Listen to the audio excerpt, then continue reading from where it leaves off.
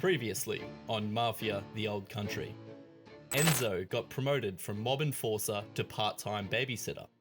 Gennaro tried to take Isabella on a date, but she hit him with the classic, "Yeah, nah, I'll take my horse instead." So naturally, I saved her life and stole her heart. Nothing screams fearsome mafia like stealing the heart of the Don's daughter in front of the person who took her out. Certified alpha move. I'm sure this won't come back to bite me. Then Enzo leveled up to petty revenge. We killed someone for some reason. To be honest, I don't get told too much. I just do the Don's bidding. However, we finally make it into the family. Drunk way too much, drove way too far, committed some public urination act, and then took over someone's home. The mafia life ain't for the faint of heart, or for people with good morals. But I digress. Welcome back to Mafia, the Old Country. We are now on Chapter 7. Molto, I can't say the rest, which translates to that dude who swears he's respectable while breaking every law in existence. This chapter is where I prove I have elite stealth ability. Seriously, I crouch for like 2 seconds, get bored, stand up, and immediately ruin everything. If you came here for a masterclass in patience and stealth gameplay, you've clicked the wrong video. So, the Don sends me to sneak into the Guardi station and free Giuseppe the forger.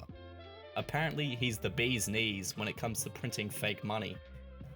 But naturally they send me, the guy who thinks stealth is just reloading slightly quieter.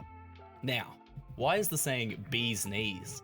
Apparently in the 1920s, people decided bees had the best knees. Which is weird, because bees don't actually have knees. They have little pollen sacs. So, basically, the phrase bee's knees is just a fancy way of saying the bug's armpits. Real inspiring. Every time I try to sneak past a guard, it ends in disaster. I'm like the human version of an alarm clock. I swear, I even got spotted once for breathing too loud. After half a dozen reloads, I finally bust Giuseppe out. Probably because the guards gave up out of pity. Then I head to Major DeMarco's office to steal the printing plates.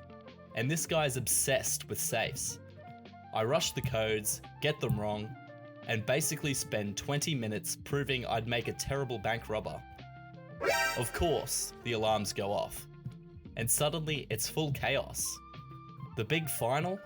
A knife fight with Major DeMarco himself.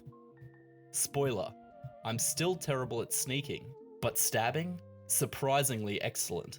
Finally, I drag myself home, half dead, covered in blood, only to find Isabella waiting for me. Pew! Nothing like awkward romantic tension to wrap up a jailbreak mission. I take advantage of the situation and get to work.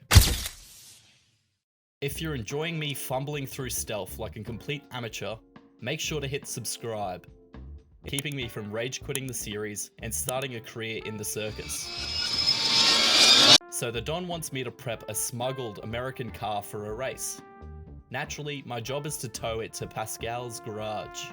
And when I say tow it, I mean actively try and crash it. I decide to test out the brakes and then attempt to slingshot it around the road. With inhumane reflexes, the AI somehow predicts my actions. Maybe I have lost my ability to be unpredictable. Oh. Oh. God, I mean to tell me that fucked it up. Fuck. That work. But the real fun starts when I must sneak into San Celeste at night to blackmail Marquis Saratoga. This involves sneaking through a brothel to take compromising photos. Sounds easy, right? Wrong. Remember how patient I was in Chapter 6? Yeah, that lasted about 2 seconds here too. Instead of waiting for the guards to move, I just sprint straight inside expecting to fit right in.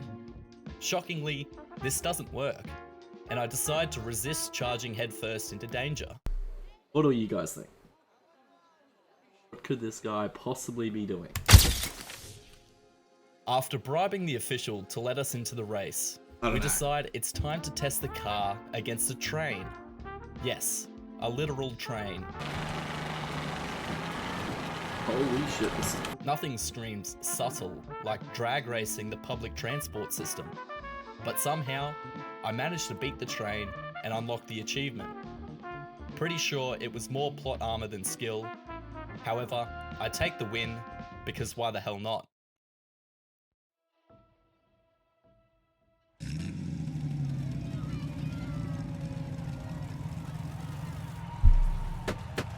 Enzo.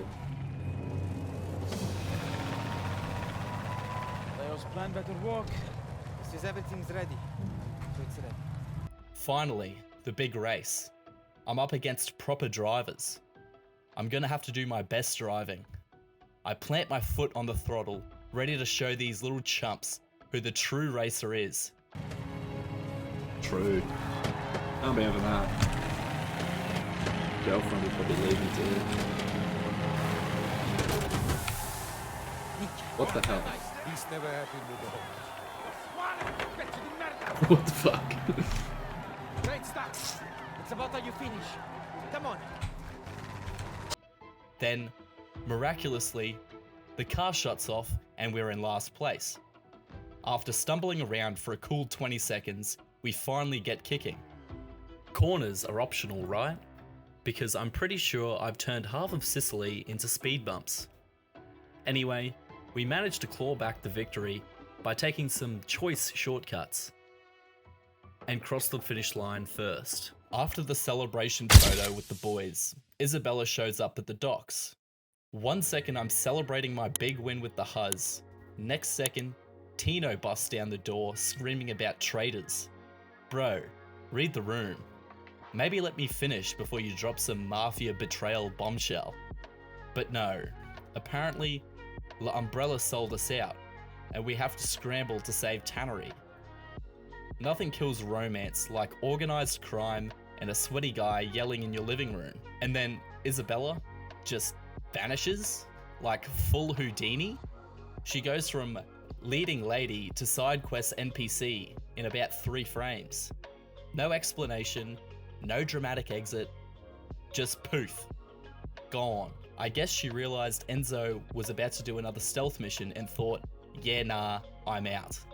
Honestly, smart move. I should have disappeared with her.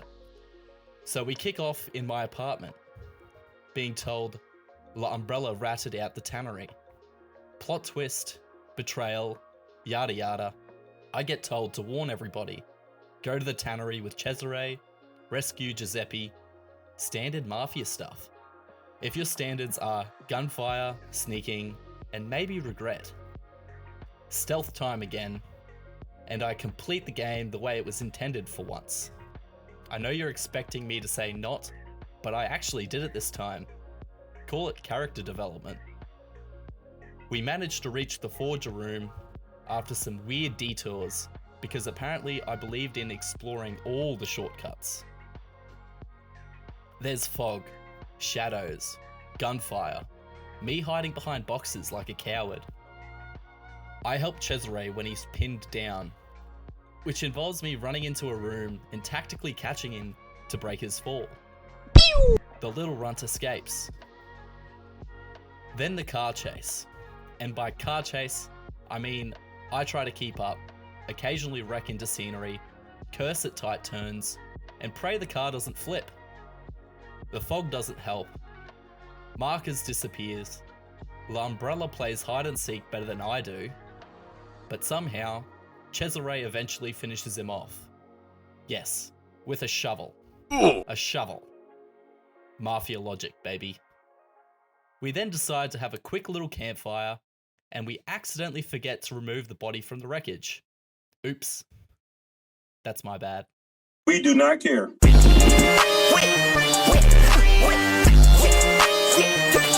Honestly, you'd think that'd be enough drama for one day.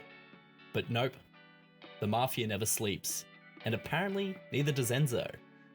Straight after Shovel Justice, we're on to Chapter 9, Industria. The Don tells me there's a strike at the Fontella factory, stirred up by some guy called Lorenzetti. Mafia rule number 1. If someone's causing trouble, it's my problem now. So, I'm sent out to dig up dirt. Literally Mafia detective work. Except instead of a magnifying glass, I just have bad social skills and a gun. I start wandering Teresi's vineyard, talking to mistresses, workers, and anyone else who looks remotely suspicious. This is meant to be a slow build-up, piecing together clues about Lorenzetti. But let's be honest, patience and me don't mix. I basically storm around like an angry census worker.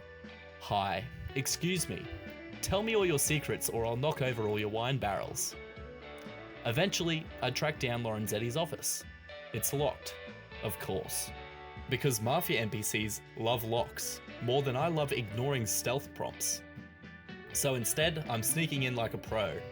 I clumsily break in, kick over half the furniture, and pretend it's all part of the plan. Inside, I find some letters, charms, and proof that Lorenzetti is stirring the pot. Detective Enzo solved the case. Next stop, the Fontella factory. The game hints at stealth, but nah, I'm officially retired from that life. So I charge in loud and proud, turn the factory floor into a fireworks display, and surprise, surprise, the whole place catches on fire. Now it's not just a mission, it's a fire evacuation drill with extra bullets. Running through a burning factory is about as fun as it sounds. I'm dodging flames, coughing in smoke, and praying that fire exits exist in this time. It all ends with a knife fight against one of Spadaro's goons. No stealth, no patience, just two sweaty guys slashing at each other while the world literally burns around them. Beautiful.